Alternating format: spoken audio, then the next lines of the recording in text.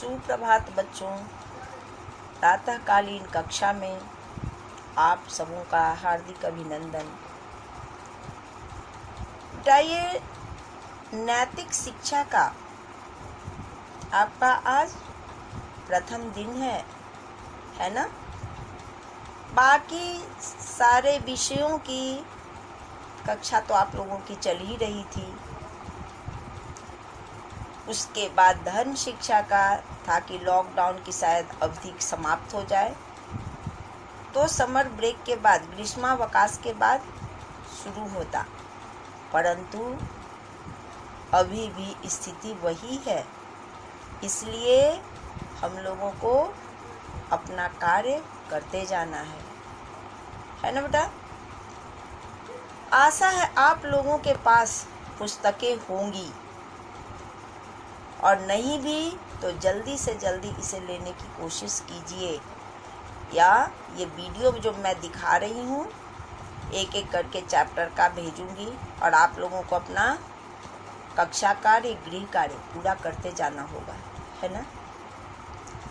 अब ये चलिए आते हैं सबसे पहली चीज कि ये नैतिक शिक्षा से जुड़ी कुछ बातें हम लोग कर लें। ये नैतिक शिक्षा जो कि पहले धर्म शिक्षा के नाम से आप लोग क्लास 1 से ही बेटा पढ़ते आ रहे हो, है ना, जिसमें कि धर्म नीति से संबंधित जानकारी, जो कि आप लोगों को अगर इसको पढ़े ही नहीं पढ़ें और अगर हम आत्मसात करते जाएं तो मानव होकर के भी महामानव की श्रेणी में आएंगे। सारे व्यवहारिक गुण, चारित्रिक गुण हमें इसके तहत सीखने को मिलता है ना। जैसा कि इस नाम से ही बेटा नैतिक यानी नीति प्लस इक, तो ये नैतिक जो हो गया, हमारे आचार में, हमारे व्यवहार में क्या उचित क्या अनुचित, हर चीज़ों के लिए हमें जानकारी मिलती है। घर में सुबह उठते के साथ, जैसा कि पिछले कक्षा से बेटा आप लोग पढ़ रहे होंगे, सुबह उठने के बाद क्या करना है ना। घर के अंदर माता पिता, भगवान, कर्म हमारा क्या होता है और क्या सही कर्म है, सारे आचार व्यवहारों की जानकारी हमें इसमें मिलती है। कक्षा में हमारा क्या व्यवहार, किसके साथ क्या होना चाहिए, यही है बेटा ये नीति परक आचार व्यवहार, जिसके बारे में हम नैतिक शिक्षा के अंतर्गत सीखते हैं, जानते हैं, है ना। कुल आप लोगों का ये 10 पाठ है, लेकिन अभी प्रारंभ नहीं हुआ है। आज ये पहला पाठ का हम लोग प्रारंभ करते हैं, ठीक है ना। तो जैसा कि पहला पाठ है बेटा, ये क्या, प्रार्थना, है ना। प्रार्थना हम किसको करते हैं? प्रार्थना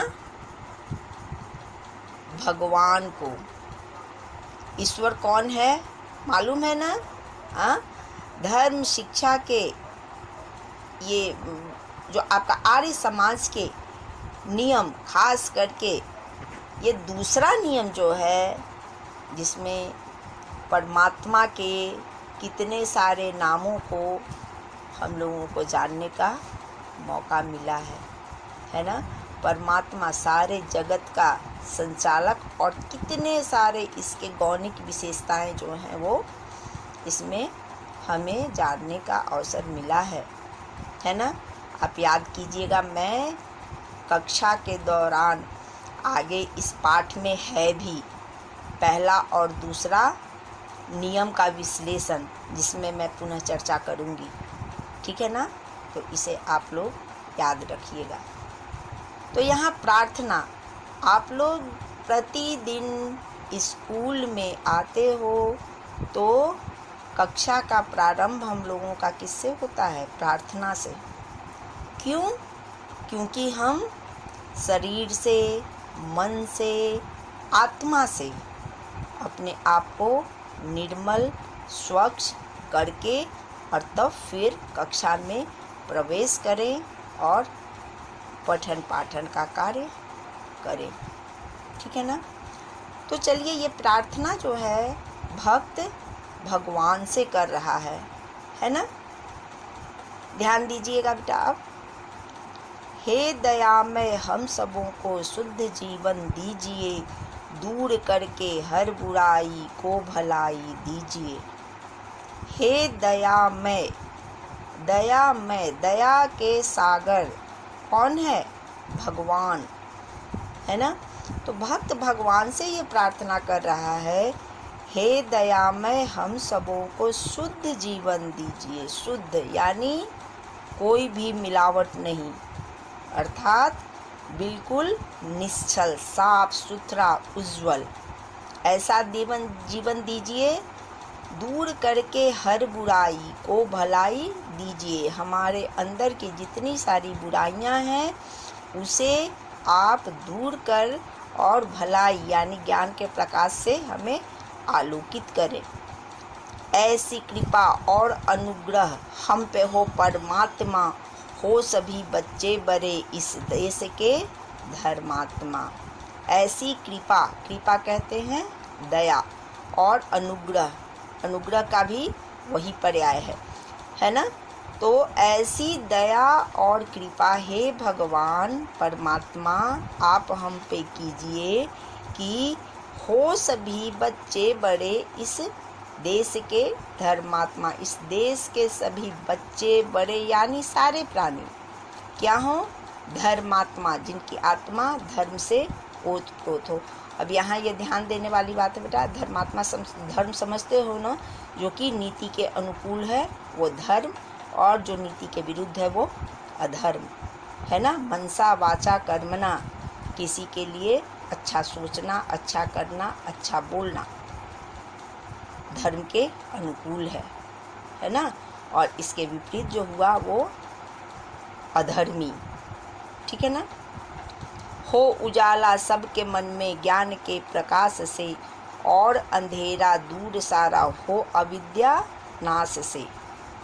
हो उजाला सबके मन में, सबके मन में उजाला प्रकाशित हो, किससे? ज्ञान रूपी प्रकाश से, यानी ज्ञान के आते ही अज्ञानता का नाश हो जाता है ना? तो सबके मन में ज्ञान रूपी प्रकाश ऐसा भरो कि सबका मन उजाला हो जाए, है ना? और अंधेरा दूर सारा हो अविद्या नाश से, और सारे सबके मन से अविद्या का, अंधेरा का, अज्ञानता का नाश हो जाए। ठीक है बेटा? खोटे कर्मों से बचे और तेरे गुण गाएं सभी, छूट जाए दुख सारे सुख सदा पाए सभी। खोटे कर्म, खोटे कर्म किसको कहते हैं? बुरे कर्म।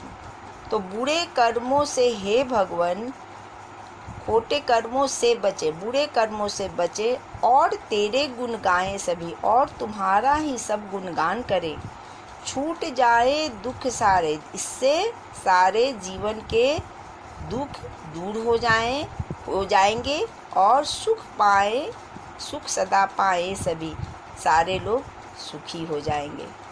ठीक है ना?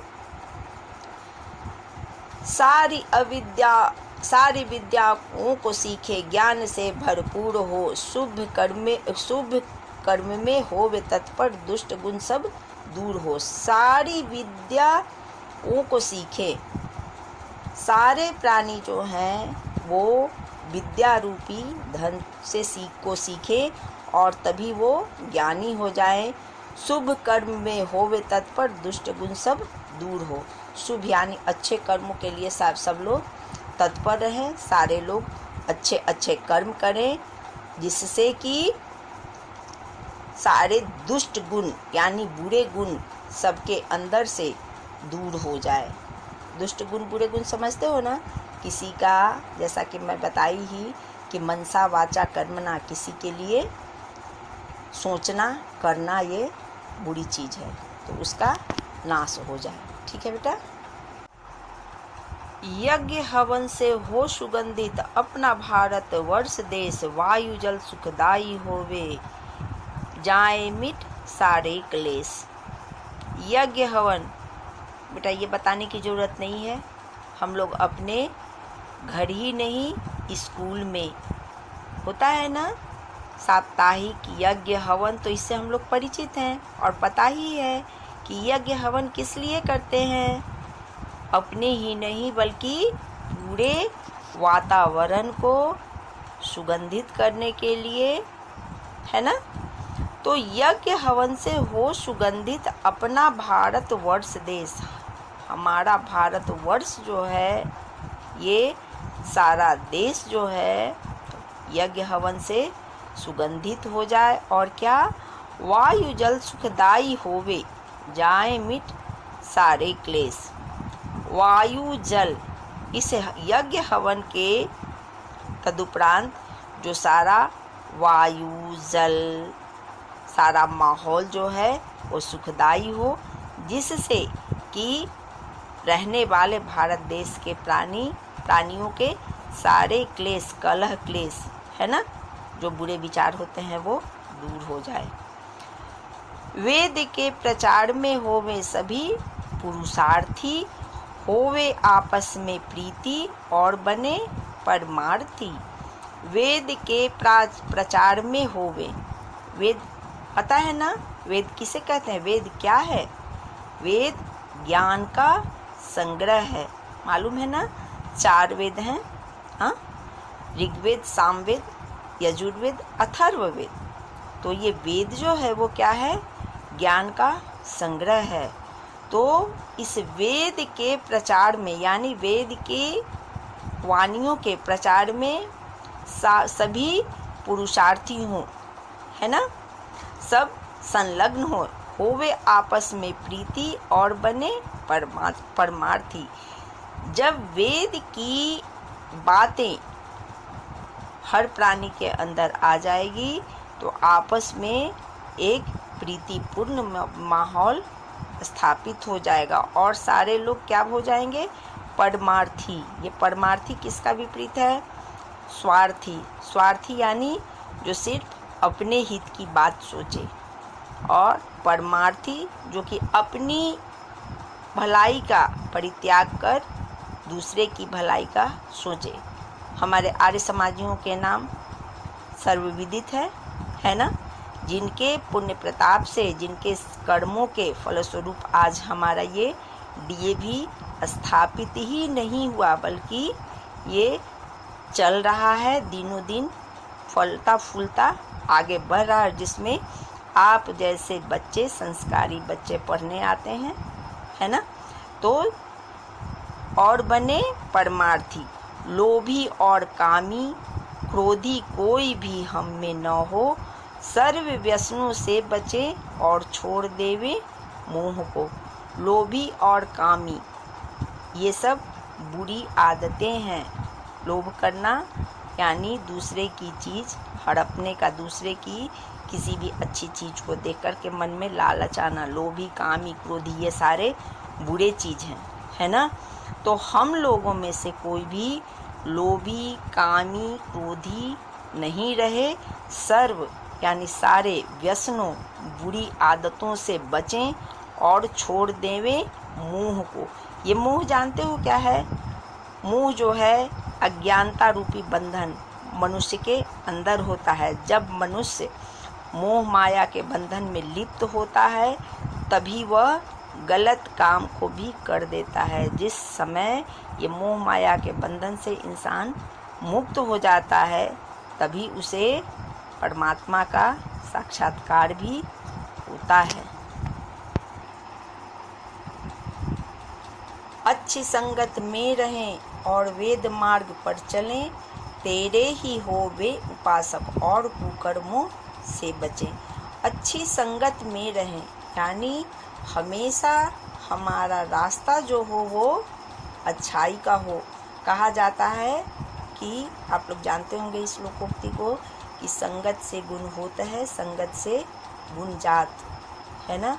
तो जब हम अच्छे की संगति में रहते हैं तब हमें अच्छी अच्छी आदतें आती हैं, उसका विकास होता है। तो अच्छी संगत में हमें ऐसी सद्बुद्धि दीजिए कि हम हमेशा अच्छी संगति में रहें और वेद के मार्ग पर चलें, है ना। भक्त भगवान से ऐसी शक्ति मांग रहा है। तेरे ही होवे उपासक और कुकर्मों से बचे। तेरे ही होवे उपासक, ये उपासना का अर्थ होता है पूजा करना, उपासक जिसकी पूजा की जाए। तो तेरे ही होवे उपासक, हम सभी जो हैं वो तेरे ही उपासक, तेरे ही पुजारी बन कर के रहें, ठीक है ना। और कुकर्मों से बचें, और बुरे कर्मों से हम बचे रहें, ठीक है। कीजिए हम सबका हृदय शुद्ध अपने ज्ञान से, पान जीवन में बढ़ाओ सबका भक्ति दान से। कीजिए हम सबका जीवन शुद्ध अपने ज्ञान से, अंत में भक्त भगवान को अपने आप को समर्पित करते हुए सारे मनुष्यों की ओर से, सारे प्राणियों की ओर से यह निवेदन कर रहा है, यह प्रार्थना कर रहा है कि हे भगवान, कीजिए हम सबका हृदय, हम सारे लोगों का, सारे प्राणियों का हृदय शुद्ध कीजिए। किससे? ज्ञान से। ज्ञान रूपी प्रकाश को हम सारे प्राणियों के अंदर भर दीजिए, ताकि ये अज्ञानता जो है उसका विनाश हो जाए, खुद ब खुद मन से चला जाए, ठीक है ना। मान जीवन में बढ़ाओ सबका भक्ति दान से।